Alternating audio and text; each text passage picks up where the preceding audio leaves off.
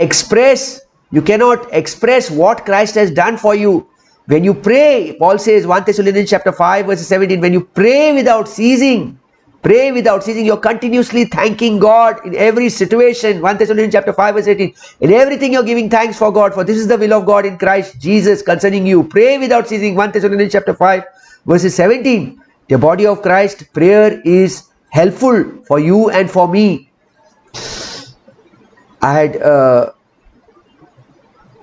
2 Corinthians chapter 1 verses 11. Yeah, ye also helping together by prayer for us, that for the gift bestowed upon us by the means of many persons, thanks may be given by many on our behalf.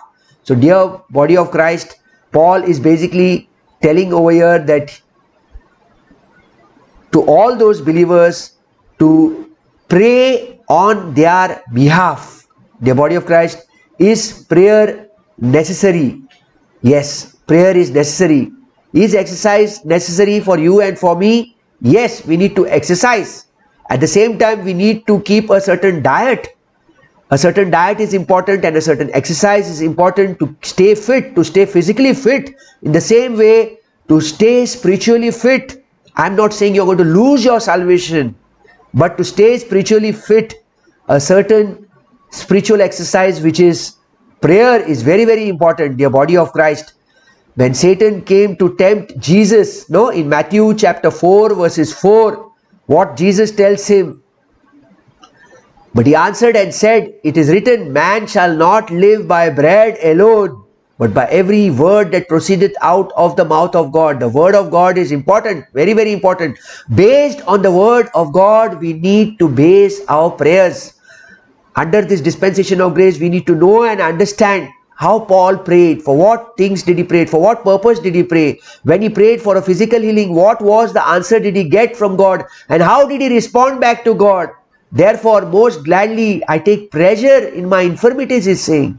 I take pleasure. 2 Corinthians chapter 12 verses 7 to 10. The body of Christ, for you and for me, it's the word of God. And by hearing the word of God, faith comes, and faith exercised comes by prayer. When you have faith in what God has done for you through the finished cross work of Jesus Christ, comes your prayer, comes your thanksgiving to Jesus, thanking him for what he has done for you. Romans chapter 10 verse 17. So then faith cometh by hearing, and hearing by the word of God. So faith comes from hearing what is told. What is told, faith comes, and what is heard, and hearing by the word of God, and what is heard comes by the preaching of the message concerning Jesus Christ. You can read Romans chapter 10 verses 14 to 17, the body of Christ. Then let us go to 1 Thessalonians chapter 2 verses 13. If we read 1 Thessalonians chapter 2 verses 13, we read in 1 Thessalonians chapter 2 verses 13, for this cause also thank we God without ceasing. Thank God without ceasing, because when you received the word of God, which you heard of us, ye received it not as the word of men, but as it is in truth, the word of God, which effectually worketh also in you that believe it. What is Paul basically saying over here? And we also thank God, is saying continually, without ceasing, continually, for this, that when you receive the word of God, that when they receive the word of God for their salvation, concerning their salvation, which you heard from us, Paul is saying, which he heard of us, which you heard from us, you welcomed it not as the word from merry men, but as it truly is the word of God, Paul is telling them, which is effectually at work in you, who believe, who exercise it, who exercise its inherent supernatural powers in those who believe, in you that believe, in those of faith. Further on, if we go to Philemon chapter 1 verses 6, it's just one chapter, that the communication of the faith may become effectual by the acknowledging of every good thing which is in you in Christ Jesus. Paul is saying, I pray that the sharing of your faith may become effective and powerful, that the communication of thy faith may become effectual by the acknowledging, may become effective and may become powerful because of every good thing that is in you in Christ Jesus, because you have acknowledged all the good things that are in you because of Christ Jesus, in you through Christ Jesus, the body of Christ. Acknowledging is very, very important. A person who is saved by grace needs to acknowledge and thank God for what he has done through Christ finished cross work, the body of Christ. Acknowledging, how do you do this? How do you and I do this? Every good thing through grace, we acknowledge God for whatever he has done through Christ Jesus, the body of Christ. Grace works in you, works in me to change the response, of your heart, my heart, to change the response and the purpose of your heart and my heart. When we understand by grace, no, I will just quote a scripture, 2 Corinthians chapter 9 verses 7. Every man according as he purposed in his heart, so let him give, not grudgingly or of necessity, for God loveth a cheerful giver. Here, God is not telling you to come and give to his work by coming under the law. But what is the purpose over here? Grace works to change the purpose of your heart. When you're praying, you're thanking God for blessing you with that heart. Otherwise, out of the heart spills sin. You're thanking God for this heart of yours. You're thanking God to change the response and the purpose of your heart, dear body of Christ. You respond through your heart because of the grace that is given to you through the finished cross work of Jesus Christ. How does prayer help us, dear body of Christ? Prayer helps us. It helps us in order to express our needs to God. It helps us in order to express our requests and desires to God. Go to Philippians chapter 4 verses 6. Yeah, just open your Bible to Philippians chapter 4 verses 6. What is he saying over here, Paul? What do we read in Philippians chapter 4 verses 6? What is Paul saying over here? Be careful for nothing, but in everything by prayer and supplication with thanksgiving, let your request be made known to God. Paul is saying, do not be anxious. Paul is saying, do not be anxious or do not be worried about anything, but in everything, that is in all circumstances, in every situation, maybe it is sickness, maybe it is pain, in every circumstance, in every situation, he's saying by prayer and supplication, means petition, by prayer and petition with thanksgiving, he's saying, let your request be made known to God. Specify your request according to his word. Make it known to God. Not something which is not in line with God's word, dear body of Christ. Prayer helps us to prioritize our thoughts, our activities and our purposes. If we read Ephesians chapter 3 verses 14, we read over here, for this cause I bow my knees unto the Father of our Lord Jesus Christ. Paul is saying, for this cause I bow my knees unto the Father of our Lord Jesus Christ. For this reason. For what reason?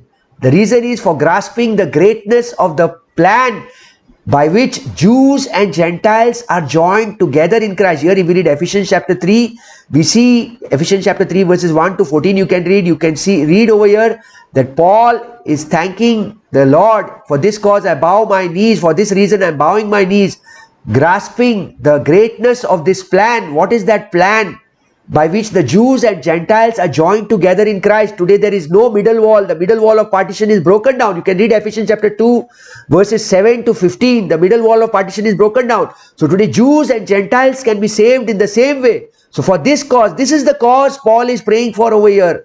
I bow my knees in reverence before the Father of our Lord Jesus Christ. It is not that Paul is bowing down his knees because of a law, or Paul is bowing down his knees because the Father is going to punish him. No. He's bowing down. I bow my knees in reverence, he's saying. I bow my knees unto the Father of our Lord. You are free to pray anyway, dear brothers and sisters in Christ. Go to Colossians chapter 1 verses 9. We need to prioritize our purposes. Every purpose that you have in your heart, you need to prioritize it. Every thought, when you're praying, you need to prioritize it. Every activity of yours, you need to prioritize it. Go to Colossians chapter 1 verses 9.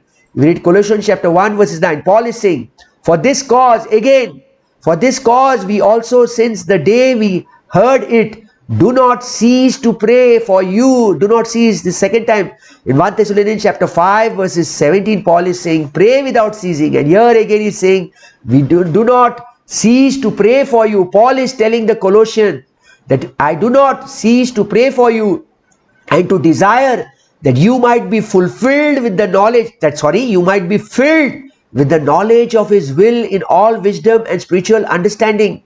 For this reason, for this cause, Paul is saying, since the day we heard about you, heard about the Colossians, we have not stopped praying for you unceasingly. We did not cease, we did not stop praying for you, asking, he's saying specifically that you may be filled with the knowledge, you may be filled with the knowledge of his will, the will of the Heavenly Father, in all spiritual wisdom, with insight into its purpose and into the purpose of what the Father has for you, and in understanding of all the spiritual things. Paul is telling the Colossian church over here.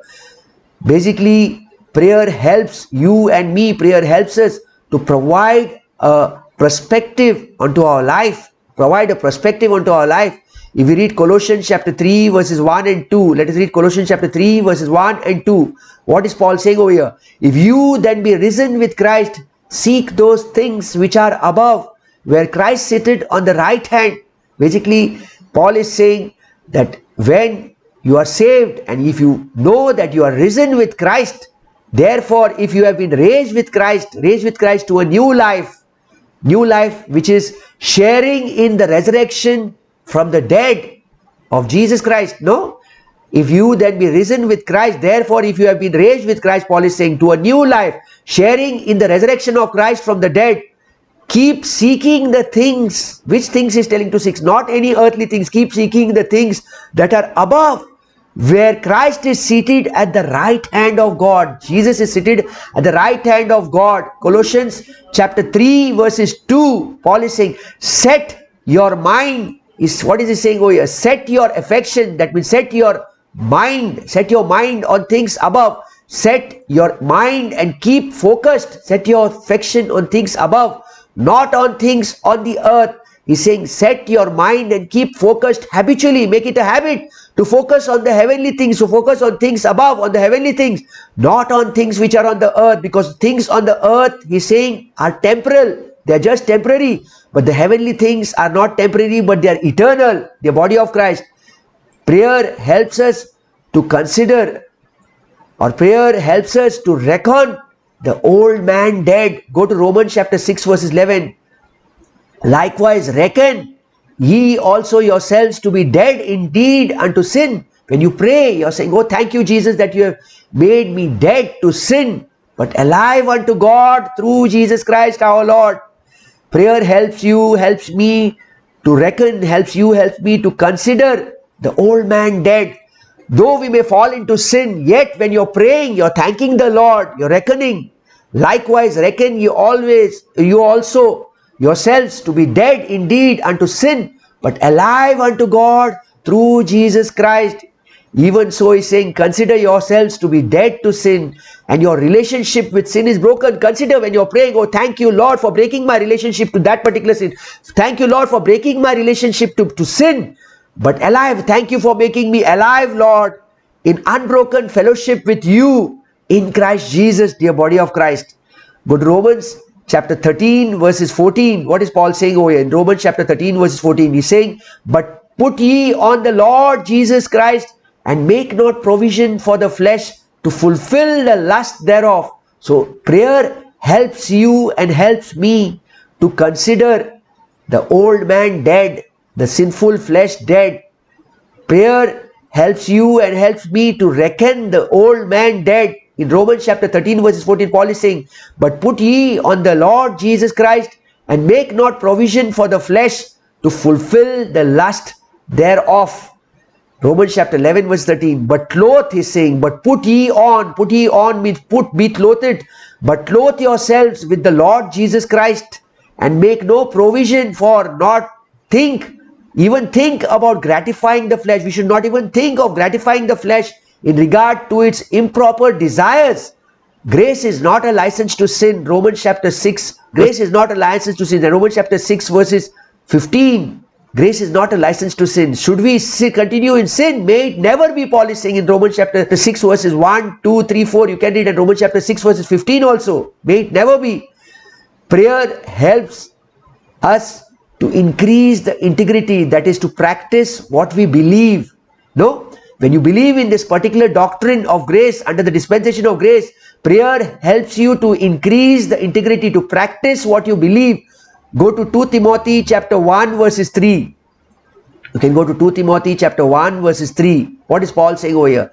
I thank God whom I serve from my forefathers with pure conscience, that without ceasing, without stopping, I have remembrance of thee in my prayers night and day. How many times Paul is saying pray without ceasing? No? Now over here again Paul, pray without ceasing, is saying in 1 Thessalonians chapter 5 verses 17, and over here in 2 Timothy chapter 1 verses 3, again Paul is saying, I thank God whom I serve from my forefathers with pure conscience, that without ceasing I have remembrance in thee in my prayers night and day. I thank God, Paul is saying, whom I worship and serve with a clear conscience, the way my forefathers served, the way my forefathers did, as I constantly remember you in my prayers night and day. Paul is writing to Timothy over here. Go to 2 Corinthians chapter 1 verses 12. Dear body of Christ, prayer helps you and helps me to increase integrity, helps you and helps me to practice what we believe. In 2 Corinthians chapter 1 verses 12, Paul is saying, for our rejoicing is this, the testimony of our conscience, that in simplicity and godly sincerity, not with fleshy wisdom, but by the grace of God, we have had our conversation in the world, and more abundantly to you word. This is our reason, Paul is saying, for our rejoicing is this. This is the reason for proud confidence, for our rejoicing. Our conscience testifies, Paul is saying, for our conscience, that in simplicity, he's basically trying to say our conscience testifies that we have conducted ourselves in the world, no? Of our conscience, that in simplicity and godly sincerity, not with fleshy wisdom, but by the grace of God, we have had our conversation. That means he's saying we have conducted ourselves in the world in general, and especially towards you Corinthians, with a pure motive, with godly sincerity, not in human wisdom, but in the grace of God, that is his gracious, loving kindness that leads people to Christ and spiritual maturity.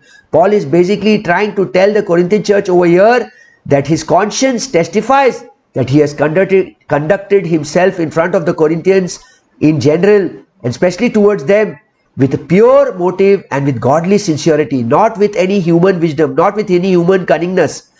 Further on, prayer helps us to increase our trust in God. Prayer helps me to increase our trust more and more and more. Yes, our trust, our faith is in the finished cross work of Jesus Christ. In the gospel, 1 Corinthians chapter 15 verses 1 to 4, Colossians chapter 1 verses 13 and 14, Jesus Christ shed his precious blood, which was shed for the forgiveness of your sin and my sin. And if we believe not in vain, 1 Corinthians 15 1 to 4, the gospel which Paul preached, that according to scripture Jesus Christ died, Jesus Christ was buried, and according to scripture Jesus Christ rose again, then we are saved, we are sealed with the Holy Spirit. Ephesians chapter 1 verses 13, we are sealed with the Holy Spirit, dear body of Christ. Prayer now helps us to increase our trust more and more in God. Go to 2 Corinthians chapter 1 verses 9 and 10. But we had the sentence of death in ourselves, that we should not trust in ourselves, but in God, which raiseth the dead. Verses 10, who delivered us from so great a death, and doth deliver, in whom we trust that he will yet deliver us. So when you pray, your trust in God increases more and more. Paul here in 2 Corinthians chapter 1 verses 9 is saying, indeed we felt within ourselves that we had received the sentence of death and were convicted that we would die. But this happened so that we would not trust in ourselves, but in God who raises the dead. So in prayer, when you start praying, when you pray, you start trusting in God more and more. You start trusting in God that he has the power over your death. And even if man has planned to kill you, yet if God does not desire, you will not die. 2 Corinthians chapter 1 verses 10, further on Paul is saying, who delivered us from so great a death, and doth deliver, in whom we trust that he will yet deliver us. He rescued us, Paul is saying, from so great a threat, from so great a death, and he will continue to rescue us. Now, Paul faced death many times. On him we have set our hope. On God we have set our hope, Paul is saying. We trust in him. And he will again rescue us from danger, from the danger that draws near and near us. So prayer helps you and helps me to increase our trust in God. Go to 1 Timothy chapter 5 verses 5. We read over it, 1 Timothy chapter 5 verses 5.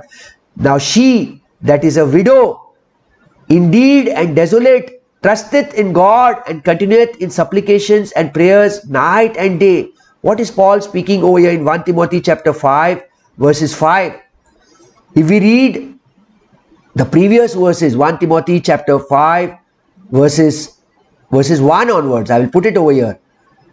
Rebuke not an elder, but entreat him as a father, and the younger man as brethren. Verses 2, the elder woman as mothers, the younger as sisters, with all purity. Further on, honor widows that are widows indeed, those who have lost their husbands. Is saying further on in verses 4, but if any widow have children or nephews, let them learn first to shew pity at home and to requite their parents, for that is good and acceptable before God. And in verses 5, 1 Timothy chapter 5 verse 5 is saying, now she that is a widow indeed and desolate trusteth in God and continueth in supplications and prayers night and day. Now a woman who is really a widow, whose husband is dead, Paul is saying, and has been left entirely alone with adequate income, with very little income, trusts in God and continues in supplications and prayers night and day. Very clearly in 1 Timothy chapter 5 verses 5, Paul is saying to pray night and day. This increases the trust of that widow in God, the body of Christ. Go to Philemon chapter 1 verses 22. But withal prepare me also a lodging, for I trust that through your prayers I shall be given unto you. Here Paul is saying, at the same time, also prepare a guest room for me in expectation of a visit. That means Paul was to visit Philemon, and he's saying, in expectation of this visit, prepare a guest room for me, for I hope that through your prayers, Philemon, through your prayers, I will be granted the gracious privilege of coming to you at Colossae. Philemon was at Colossae, so Paul was coming to meet Philemon at Colossae. Further on, prayer helps to know the peace of God. Philippians chapter 4 verses 7. Prayer helps to know the peace of God. We read over here, and the peace of God which passeth all understanding shall keep your hearts and minds through Christ Jesus. Paul is basically saying, and the peace of God, that is the peace which reassures the heart, that peace which transcends all understanding, that peace stands guard over your heart and your minds in Christ Jesus, is yours, Paul is saying. The body of Christ, prayer helps you and me to rejoice, to have joy in the Lord. Prayer helps you and me to have joy in the Lord. Philippians chapter 1 verses 4. Always in every prayer of mine for you all, making request with joy. You and I could request to the Lord to give us joy when we are praying, dear body of Christ. Always offering every prayer of mine with joy, Paul is saying, and with specific request for all of you. So when we are praying, prayer helps you and me to be in joy in the Lord, to be filled with joy in the Lord, the body of Christ. Prayer helps you and me to have hope from the Lord Jesus Christ. Romans chapter 12 verses 12. What is Paul saying over here? Romans chapter 12 verses 12. He's saying, rejoicing in hope, patient in tribulation, continuing instant in prayer. Constantly rejoicing, Paul is saying, constantly rejoicing in hope, constantly rejoicing in hope because of our confidence in Christ, Paul is saying. Patient, steadfast, patient in distress, devoted to prayer, continually seeking wisdom, continually seeking guidance, continually seeking the strength of the Lord, continuing instant in prayer, continuous guidance, continuous wisdom, seeking continuously the Lord's strength, guidance and wisdom. Prayer helps the body of Christ to glorify God. When you pray, you are glorifying God. 2 Corinthians chapter 1 verses 11. Paul is saying, you also helping together by prayer for us, that for the gift bestowed upon us by the means of many persons, thanks may be given by many on our behalf. Basically, when you pray, you are glorifying God. What is Paul saying over here? While you join in helping us by your prayers, you Corinthians is saying, you also helping together by prayer for us. When you join together in helping us through your prayers, then thanks will be given by many persons on our behalf. 2 Corinthians, the first scripture, one of the first scriptures which I quoted. Then thanks will be given by many on our behalf for the gracious gift of deliverance granted to us through the prayers of many, many believers. So many believers praying together has a purpose to glorify God. You pray to glorify God, not to glorify man. Go to 2 Corinthians chapter 4 verses 15. For all things, for your sake, that the abundant grace might through the thanksgiving of many redound to the glory of God. For all these things are for your sake, Paul is saying, so that as God's remarkable, undeserved grace reaches to more and more people get saved. It may increase thanksgiving. So more and more people are saved by the grace of God. They understand what is the finished crosswork of Jesus Christ. More and more people will be giving thanks to God, and more people will be glorifying God for what Christ has done for them through his finished crosswork. So prayer helps us to glorify God. Prayer helps you, helps me, helps us, helps every Bible believing new creation believers to express their love of God and others.